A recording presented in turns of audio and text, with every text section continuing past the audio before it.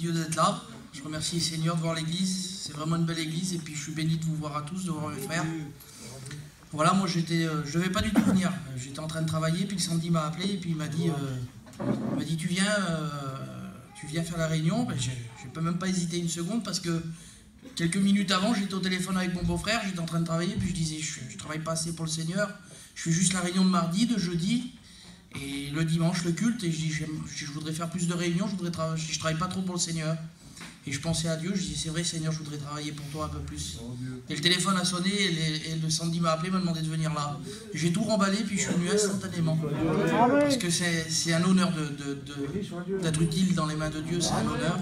Et je bénis Dieu pour l'église. Voilà, moi je suis un garçon, je suis chrétien depuis 3 ans, ça fera 3 ans bientôt. Et j'étais un garçon, j'ai jamais manqué de rien chez moi. Et je vivais bien, je faisais mon travail, et ma vie à moi c'était de sortir et de m'amuser avec mes copains.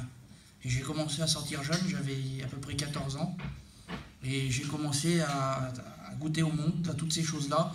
Et moi, avec le respect que je dois à vous tous, j'ai commencé à prendre de la drogue très jeune, j'ai commencé à fumer. Et puis ça s'est fait comme ça, et puis pour moi je ne voyais pas le mal, je m'amusais bien avec mes copains.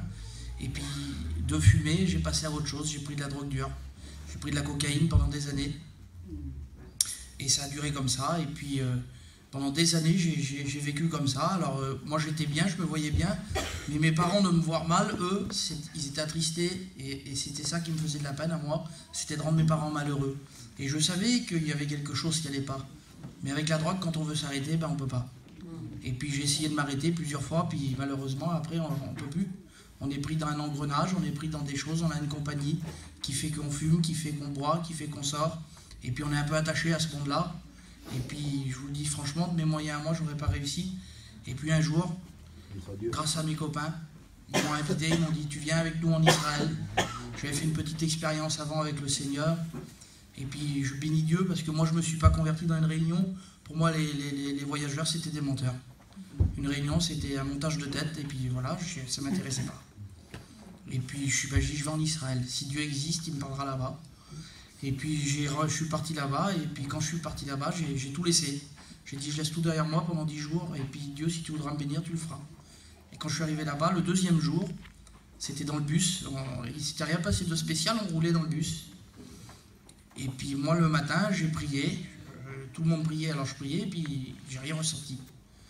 Et de ce moment-là, j'ai dit Seigneur, justement, si tu veux me bénir, tu le feras, j'arrête de prier. Et on s'est arrêté pour manger quelque part, on est remonté dans le bus, et puis là, il s'est passé quelque chose. Une petite heure après, il s'est passé quelque chose, il y avait une prédication.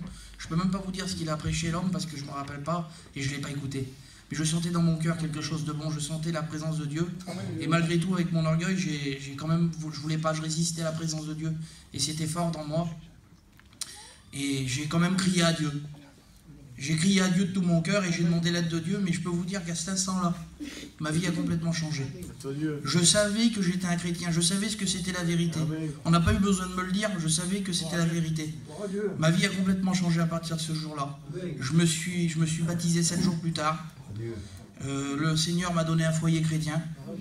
Mon beau-père, c'est un serviteur de Dieu. Je pars en mission, je travaille pour Dieu. Je peux vous dire que j'ai la plus belle vie qu'un homme peut avoir. J'ai une vie dans la paix, j'ai une vie dans la joie. Et Seigneur, j'essaye d'être un bon témoin pour ma famille, ils n'appartiennent pas à Dieu. J'essaye d'apporter un mot, j'essaye d'apporter mon témoignage. Et si je peux dire quelque chose, faites une expérience avec Dieu. Le Seigneur, c'est la vérité. Le Seigneur, c'est ce qu'il y a de vrai dans ce monde. Alléluia. Gloire à Dieu. Amen.